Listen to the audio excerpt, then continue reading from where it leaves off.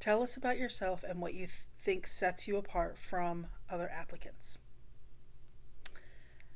I have been in the health and wellness industry for over 20 years as a massage therapist.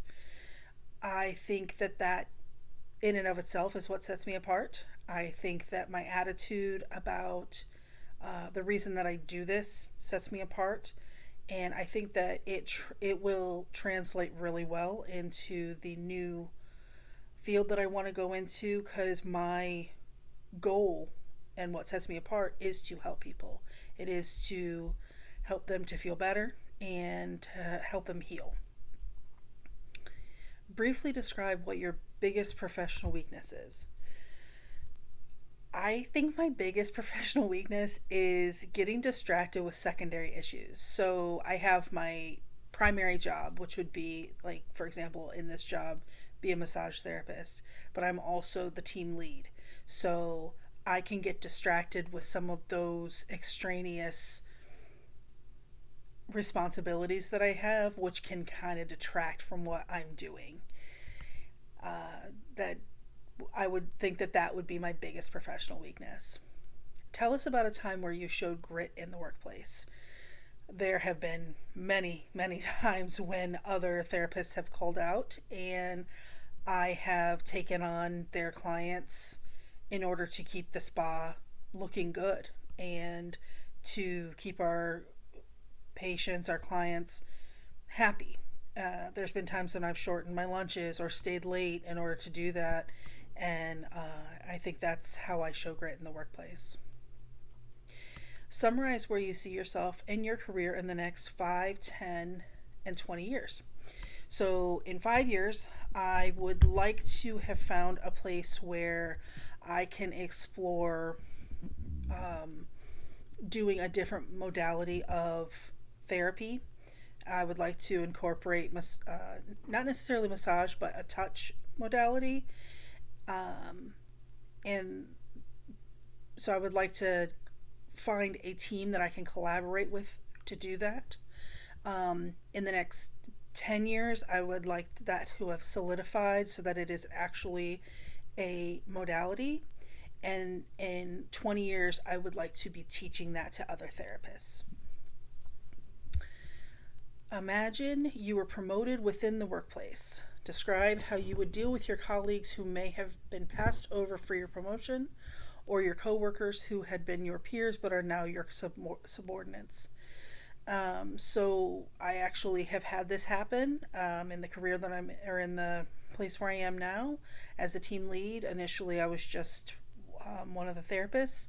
So I don't treat them any differently than I treated them before. The only difference is I'm basically, it's my job to make sure that they're doing what they're supposed to be doing. So if I have to tell them something, I just say it with respect, just like I would to anybody. The people that have been passed over, obviously, I'm not going to treat them any differently either. If they were upset with me or any of those things, I would probably just refer them back to the manager who made the decision, and just say that I didn't have anything to do with that. That wasn't my decision. Um, and obviously, if they asked for my help to try to get promoted in the future, I would be happy to help them. Identify what kind of person you have difficulty working with. I think the person that I have the most difficulty working with is the person who's operating under a misconception and is unwilling to accept anyone else's input, or is unable to, or has trouble accepting other people's input, and is therefore just not doing what they're supposed to be doing. It's one thing to not know what you're doing, but it's another thing to just think you know what you're doing and be doing it wrong and just not listening to what's supposed to be happening. Um, those are very difficult people for me to work with. Obviously, I do it, but it's not the easiest thing. Explain how you handle conflict in the workplace with coworkers or with clients, patients, or customers. Um, a lot of patience, seeking to understand before seeking to be understood. I try to inject humor if it's appropriate. Um, I also um, own my part in it. Even sometimes I have to take blame for something that it wasn't my fault. It happens. It, the main thing is for the problem to be resolved. So even if I have to accept blame for something that wasn't necessarily my fault, but it was something that maybe the company did or whatever. Um, it's especially as a team lead, it's very important that I can just say, I'm really sorry that happened. How can I fix that? How can I help you?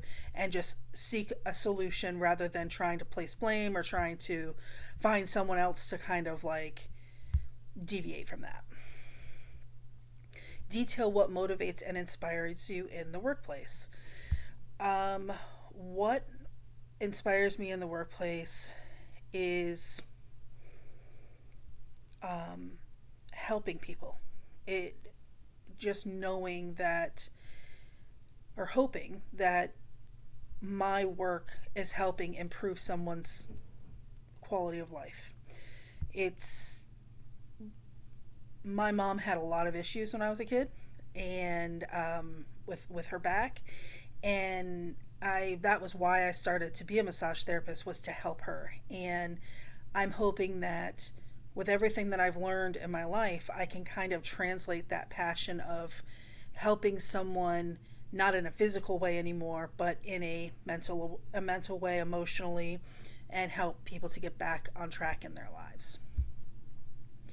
Summarize what you like best about your current or most recent job and why you are leaving that position. A couple reasons. One, I'm looking to change career directions. I no longer really want to do massage. I'd like to work in the mental health care, not facility, but field. And um, I also would like an opportunity to grow and to have the have the ability to hopefully, like I said before, melt those two um, therapies together. Hopefully, the touch and the mental, in order to hopefully help people. And that's what it's all about, right? And with that, thank you very much. It was very nice meeting you.